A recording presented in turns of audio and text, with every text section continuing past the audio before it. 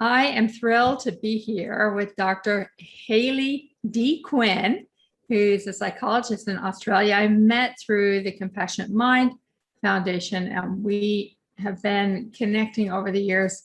Hayley is now doing this amazing work with the world of what she's been doing with herself for many years on therapist self-care. So I'm always interested in self-care, so I wanted to have a conversation with Hayley. I'm Deirdre Fay of the Safely Embodied Network, and looking further into diving into this with you and with Dr. Hayley Quinn. So Hayley, welcome. Hey, thank you so much. It's so lovely to see you again.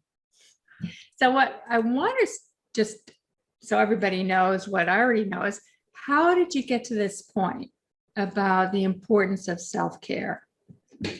Okay, so I guess it's a fairly long journey, but to keep it relatively brief, I had struggled with some chronic illness quite a few years ago, and quite a long journey of getting to the place of knowing what was going on with my health. And through that was trying to juggle working in my private practice and taking care of myself as well. And prior to that, I'd had sort of quite a long journey. I was a single mum for a long time. When I was studying, I did my bachelor and went on to do my PhD. And then ended up with these health issues and really had to kind of figure out for myself how I was going to balance that, because I didn't want to stop doing what I'd done.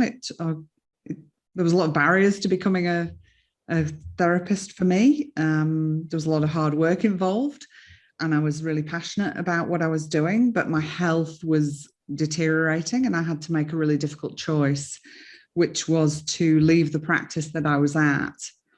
And I started working for myself in a home-based business and just had some minimal clients. And in that process, I was just really trying to work out how could I best look after myself so that I could continue working as a psychologist, that I could have longevity of practice, and take care of me and my family and all the things I needed to do at the same time. So it was kind of forced upon me. There was quite a long period of time where I didn't listen to my wisdom that was showing up. But in the end, my health kind of, I think, if we don't make time for rest and taking care of ourselves, then we have to make time for being unwell. That's a powerful statement you just said, isn't it? Yeah. We don't take care of our health. We have to take care of being unwell. Yeah. Wow. Because one way or the other, it needs addressing. So I then had noticed, working with other people, and I'd be at trainings and talking to other psychologists. And I guess because of my own experience, I was just noticing lots of ways that therapists were prioritizing so many other things and not their own well-being. So I think, like in many things that we become passionate about, it comes from an experience we have, and we have an understanding. And so then I just got more interested in sort of doing this work around making sure that we're caring for what I call caring for the human in the therapist chair. So that's, basically what kind of led me to here. There are so many things you said that I want to follow up on. One of them is about how do we juggle taking care of ourselves, our immediate family or others that are close to us, and then others outside. That's a lot of juggling. Yeah, and absolutely. What you talked about here is your ill health. You something had happened. And so how do you, if your body, your mind, your psychology is in wreckage, how do you, there's all these different levels. Hayley, I'm like, I didn't think quite that way. Tell me more. Well, I think, when I look back, I had got to a point where I was very unwell. And I think one of the things that was really important for me was what I see as a surrender, in letting go of, but I need to just be well and get on with what I'm doing, because that wasn't the reality I was living. So I had to surrender to that and come to a place of acceptance that actually I have chronic illness and I need to start paying more attention to what matters, and how I'm going to take care of myself. And then a big part of it for me is the compassion piece. I think like many people who, get through university and do postgraduate training, we have very high standards on ourselves, very high expectations. And I had been really self-critical throughout my life, not just through studying. And starting to soften towards myself and be more compassionate. And I've spoken about it before. I had an experience doing a training with Dennis Tersh in Byron Bay. And that was a time when we did a chair work exercise, and I used the example of my chronic illness, and I was really shocked by how self-critical I was. And also the fears that were showing up for me about what it meant to be somebody with chronic illness and not being able to do all the things I wanted to do. Mm-hmm. But because I had done previous training, like I'd been introduced to Chris Germer's book, The Mindful Path to Self-Compassion, when I was studying at university. I'd done a lot of training with Kelly Wilson, where I had kind of really learned that, it's okay to sort of go gently with ourselves and treat ourselves with care. So all the sort of training I'd done around the sort of values work and compassion came to this culmination, I think, at this training with Dennis, where I really, truly felt like I connected with myself for the first time. And during that, I kind of had this experience where I just kind of said out loud, "Oh, welcome to self." Like it was this moment of recognizing that no matter whether I've got chronic illness, no matter what I'm struggling with, no matter what I am doing in my life, I am valuable and worthwhile and lovable as a human being as I am, and I'm enough. And that was a very, very powerful moment for me and completely changed the relationship that I have with myself. Isn't that wonderful? Yeah. Like all the culmination of work you did came and arrived at that moment and opened it up and helped you to thank God, because you have so many gifts that you offer us, Hayley, like that self-criticism is just undermines your capacity, any of our capacity to share ourselves fully. Absolutely. And I think when we can change our relationship with ourselves, we can actually then put ourselves up front and say, I matter. I need to take care of myself. And then what I learned through that is that when you really take care of yourself, you actually have this capacity to care for others in a way you didn't before, and to do things that you want to be doing. Now, I still have to be very mindful that I do live with chronic illness, but because I have a good relationship with myself now, I'm willing to be mindful of that. That's great. Right. Yeah. Right.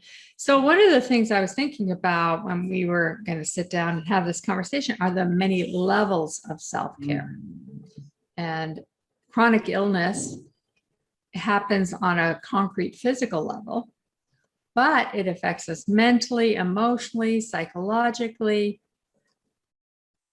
And there's probably more ways than I'm thinking of right now. It interferes with our capacity to discern the world and have a good perspective on life. So what are some things we can all learn and take away from this about working with the different levels of self-care?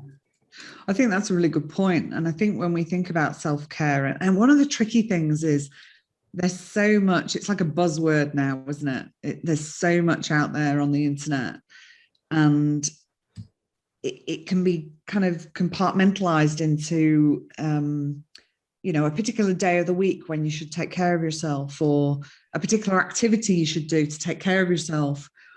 And that's not to say having a day where you just focus on doing that isn't a lovely thing to do, or some of the activities aren't really great. Like, I love going for a massage. I think that's a lovely thing to do, but it's not enough. We have to have, I think of it in terms of a deep and courageous level of self-care.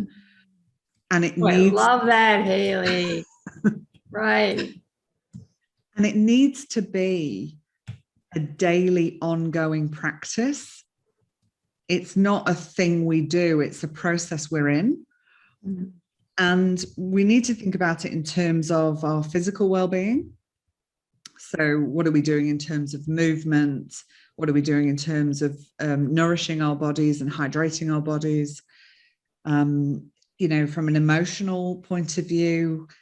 And I think particularly as therapists, it's important for us to be able to recognize and express and manage our emotional landscape, and also be in touch with those parts of ourselves that we perhaps don't like very much, or we feel ashamed about.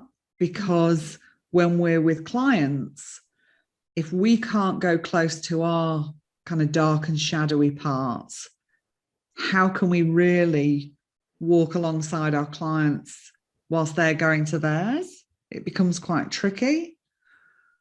Especially but I think when clients or other people, loved ones, throw bombs at us, psychological bombs.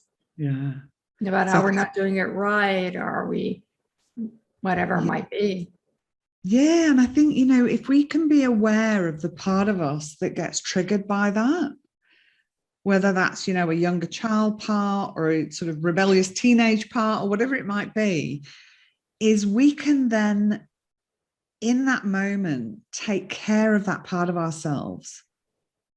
Remind ourselves that, to do some soothing in the moment. And then we can be present to the client, because we're coming from a place of responding to the client rather than reacting from our threat system. I think the thing I love about CFT is the 3-circle model. And I have reminders in my office. I've got a beautiful piece of art that I had commissioned of the 3 circles. Cool. Which is lovely. And it's a way of having that as a psychoeducation tool for my clients, but it's also a way of having a visual prompt for myself to remind me to keep a check of where I am in my circles as well. Because I think that's really important then, in terms of, if I need to take a moment to sort of get grounded and take care of myself, then I can be present with my client, but also then remember that when I finish that session, then I need to take care of the part of me that was distressed or suffering in that moment. Mm. I think if we don't, we risk having these moments of self-neglect through the day. And what that can do, and depending on your own history, can kind of reinforce this message of, well, your needs don't matter, or your emotions aren't important. Right. Let's sit with that for a moment.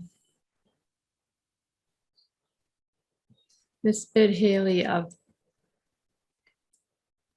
not immediately responding, not immediately trying to fix it or change it or do it different, or because what you're talking about there is, if something happens between us, something's going to happen within me, something's happening within the other as well. And if I react right away, I'm really short circuiting or getting tangled in the threat system. Yeah.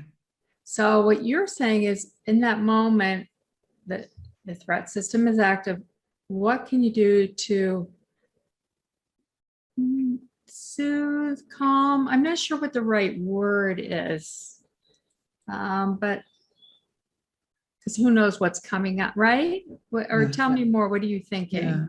Yeah. So I would think about, it might be that I need to just have a brief moment of soothing, of like, something might happen in a session that may remind you of something in your own history. I mean, at the end of the day, we don't get to leave our humanness at the door. It comes in, it sits in the chair. I hate that. I know. And sometimes clients might talk about something that touches on something that might be a little ouchy for yourself because of whatever's happened in your day, or something that's from your own history. And sometimes I think it can be just that little moment of soothing of like, oh, okay, that I felt that, but this isn't about me. Yeah, I'm here for my client. Sometimes it might be about getting more grounded. That, you know, this is actually, I can feel my threat system quite activated and I need to actually get grounded. One, so I can be present for my client, and two, so I actually can take care of myself. But I can't necessarily deal with what it is that's happening for me right now because I'm here for my client.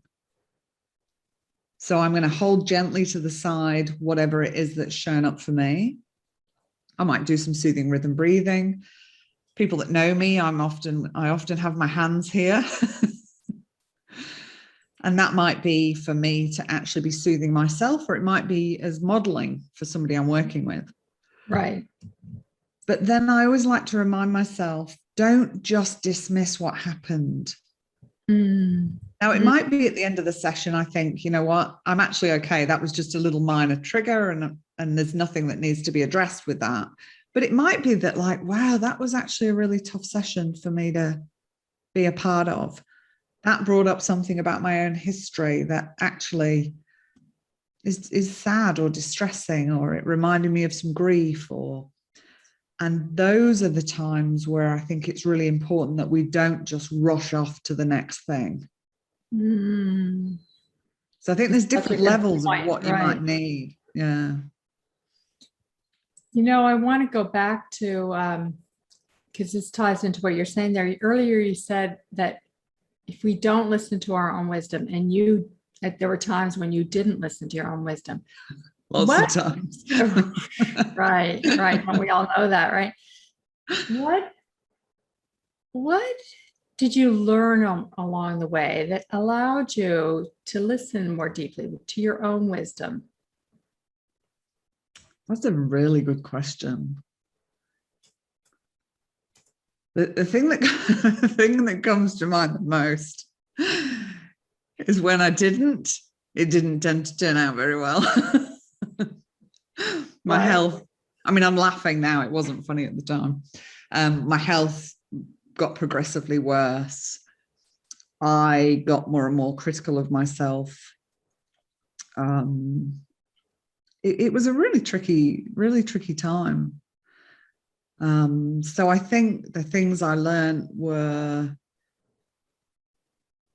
that, one, it's okay for us to, I think we can struggle with this as helping professionals, that we're meant to always be there for somebody else. And that it was okay for me to actually put my needs first. And that took practice, and it took sitting with discomfort. But not only is it okay, it's actually really important. Because, you know, the old saying, you can't pour from an empty cup, I think is extremely true. We can try to keep giving and giving and giving and pushing through, but ultimately it doesn't work. So I think really that sort of learning that it's okay, and that intuitively we are extremely wise, but there is so much noise. There's so much external noise. And for many of us, there's so much internal noise.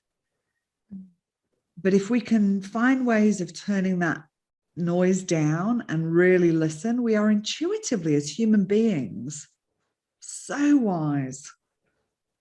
You know, if we do guided discovery with our clients and allow them to seek their answers, it just blows your mind. It's like we are intuitively very wise. Yeah. Oh, nice to hear that. And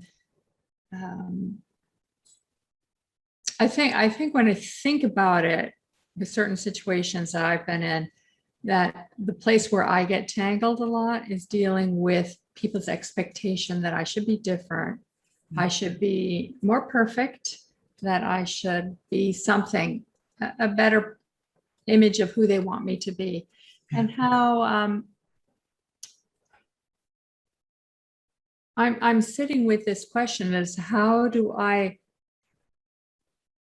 sit inside myself, value myself, who I am, trust that I'm doing the best I can, that I make the mistakes I do, but I'll learn, grow, and develop from them, and respect the other person to have a difference and allow there to be a difference, and that there can't always be a resolution. Yeah. We all hope there would be.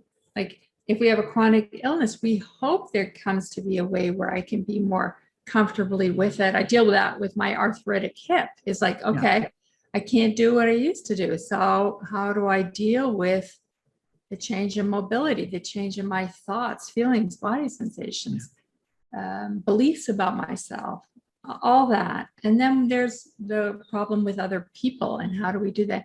And I love what you talk about is being grounded inside ourselves, knowing that, being able to attune to myself. And then if I'm working with somebody else, how do I help them attune to their self? And it may be divergent.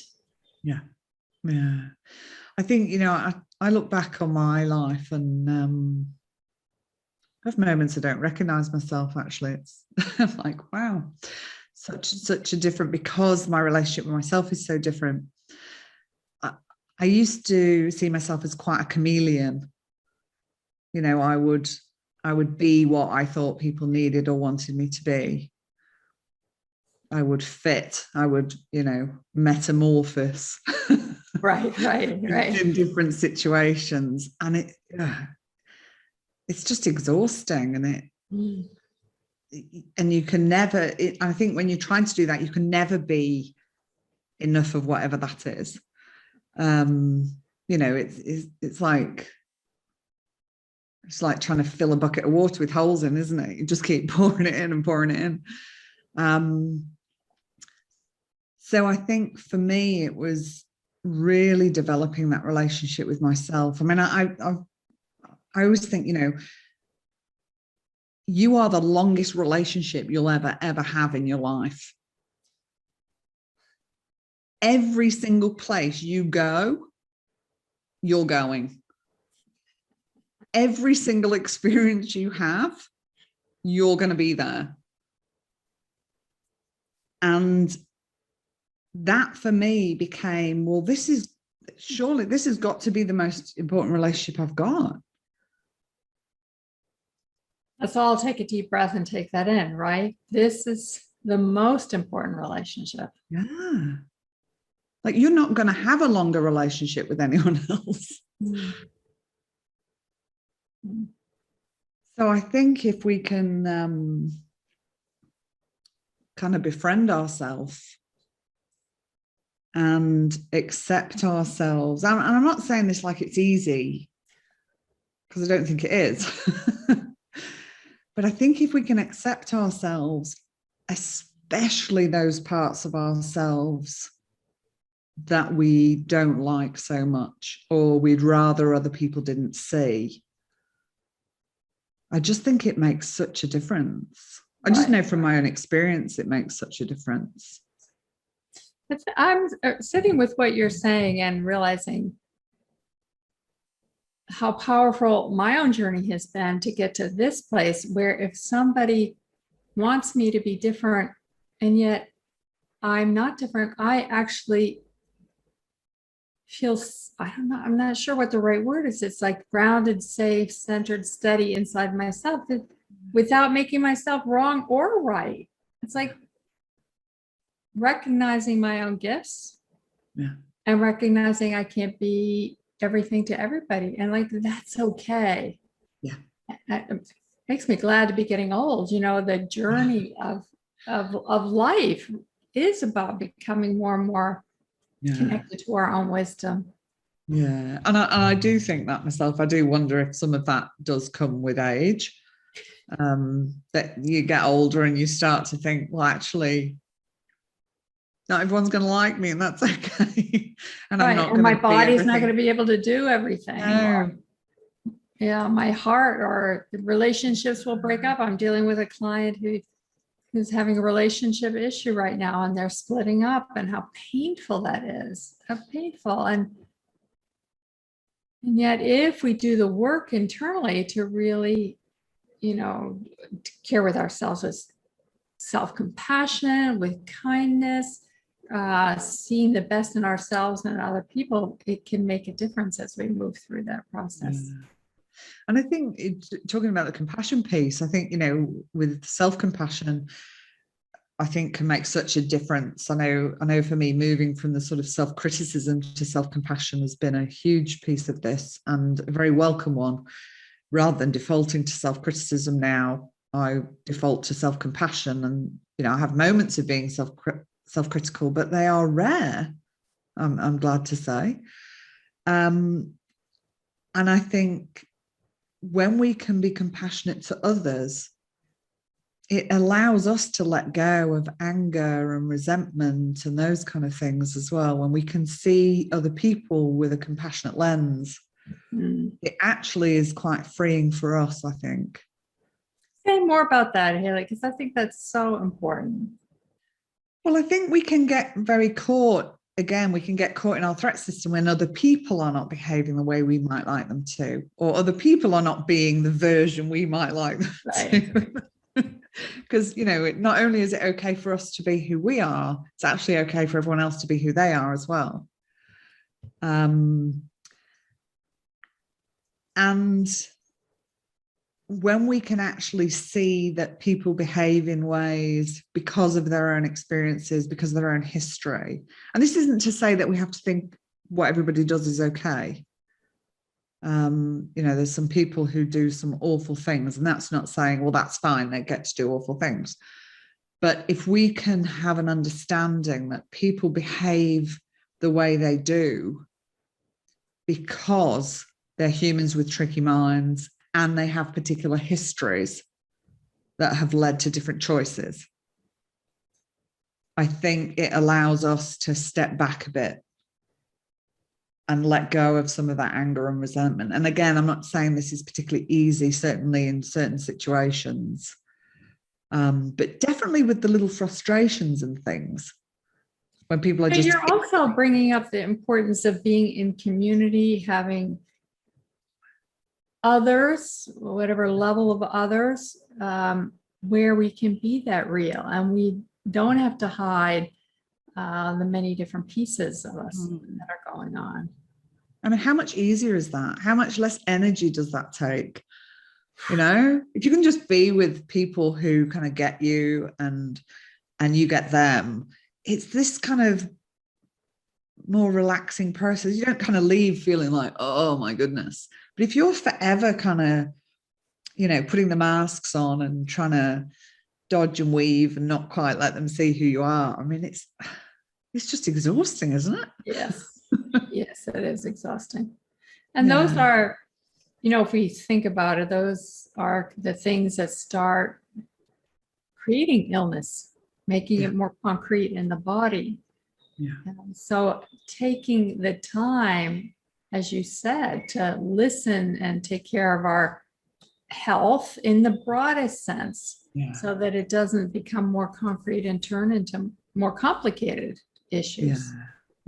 So we need to think in terms of, our social well-being, emotional well-being, physical well-being, financial well-being, your spiritual well-being. I mean, there's lots of pillars to this.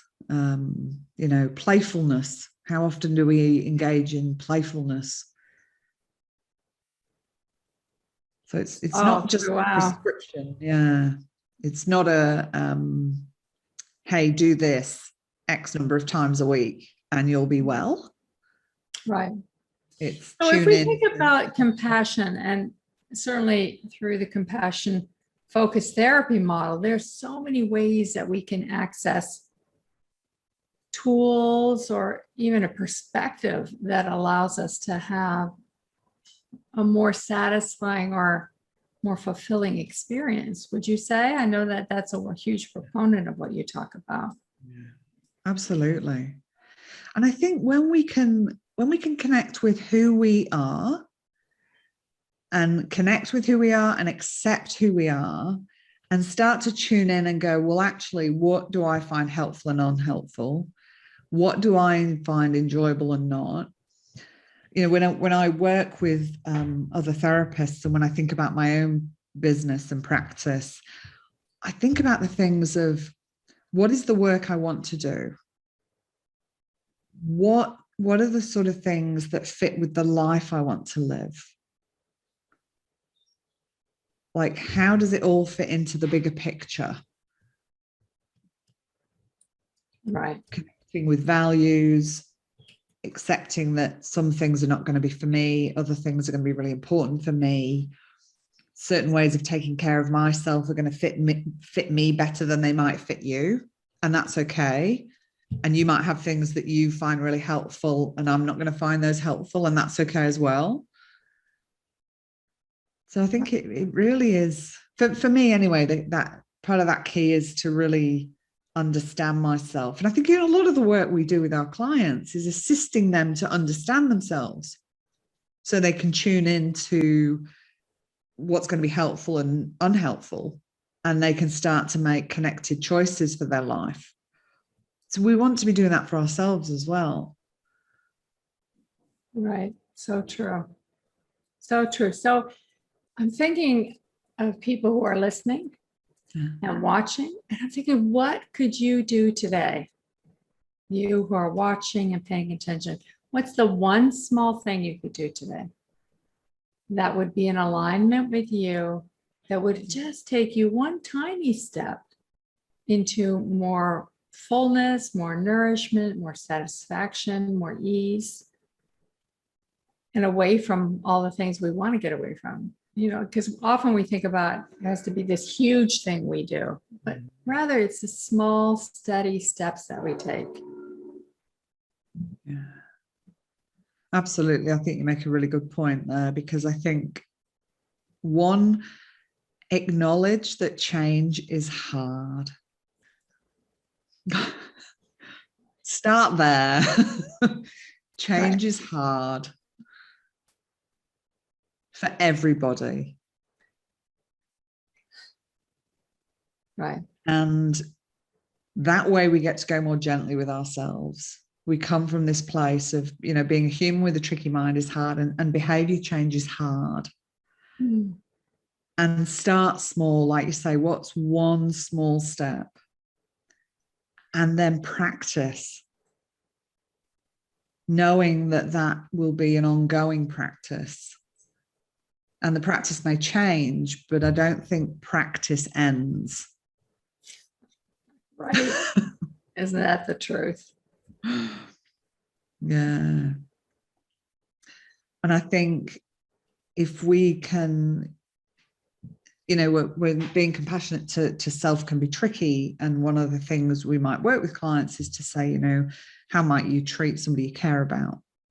How might you speak to your best friend? Or how might you talk to your child if they were struggling?